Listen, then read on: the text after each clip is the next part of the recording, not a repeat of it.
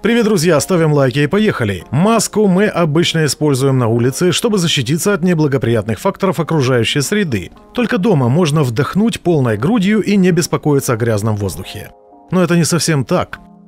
По данным ВОЗ, загрязнение воздуха в доме – фактор, который убивает около 3 миллионов 800 тысяч человек в год. Причины такого загрязнения разнообразные. Вот некоторые из них. Первое – сигаретный дым, а также испарение, которое образуется в результате сжигания керосина. Последний применяется в качестве авиационного топлива, горючего для осветительных и обогревательных приборов. Его испарение вызывает бронхит, эмфизему и болезни сердца. Второе – избыток влаги. Там, где накапливается влага, появляется плесень и пылевые клещи, после контакта с которыми у человека может возникнуть астма или аллергия. Избыток влаги вредит не только здоровью, но и вещам, особенно деревянным. Даже если на ваших стенах пока только небольшие подтеки, черные точки, уже пора бить тревогу. Влага приводит к образованию и распространению бактерий. Колонии этих микроорганизмов живут на штукатурке, паркете и плитах. Антибактериальные средства чаще всего не справляются со всем объемом паразитов, не до конца уничтожая их.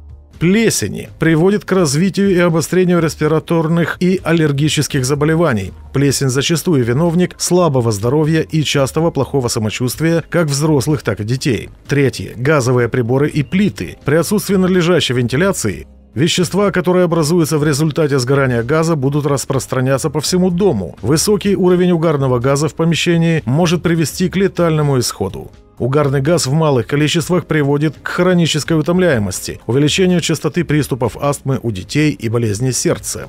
Четвертое. Летучие органические соединения. ЛОС. ЛОС – это группа химических соединений, в основе которых лежит карбон. Их выделяет клей, краска, изделия из дерева, из фанеры, ДСП, освежители воздуха, косметика и средства гигиены, мазут и газолин. Также летучие органические соединения могут испаряться во время приготовления пищи, химической чистки, курения, в процессе использования неэлектрических подогревателей воздуха, копировальных аппаратов и другого.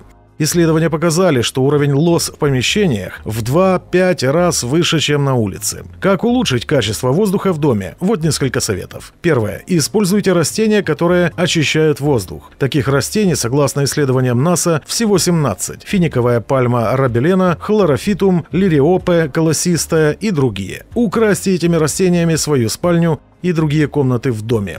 Второе. Не курите в помещении. Согласно последним данным, начиная с 1964 года, примерно 2 миллиона 500 тысяч некурящих людей умерли от проблем со здоровьем, которые были вызваны пассивным курением. Пусть ваш дом станет зоной для некурящих. Не позволяйте никому курить в помещении, обезопасьте своих родных и близких. Третье. Выбирайте экологически чистые продукты. Внимательно подходите к выбору продуктов питания. Обращайте внимание на список ингредиентов. Старайтесь выбирать экологически чистые продукты. Это касается и чистящих средств. Они не должны содержать вредных химических веществ. Четвертое. Проверьте дом на наличие плесени. Пригласите специалиста, который сможет тщательно проверить, есть ли в вашем доме плесень и грибок. Сами внимательно осмотрите потолок, трубы, краны и другие приборы, которые чаще всего подвергаются воздействию влаги. Не забывайте проветривать ванную комнату после каждого использования. Для этого оставляйте двери открытыми или ставьте окно на проветривание. Пятое. Регулярно прибирайтесь в доме. Протирайте пыль с поверхности как можно чаще. Убедитесь, что пропылесосили пыль не только под диваном, но и в других труднодоступных местах. Следует также чаще стирать подушки и матрасы, особенно пуховые. Обязательно поделитесь этой важной информацией с близкими и родными. А на этом я с вами прощаюсь. Подписывайтесь на наш канал, жмите на колокольчик, а также не забудьте перейти на наш сайт Остроумно, странички в Instagram и Facebook. Ссылки в описании.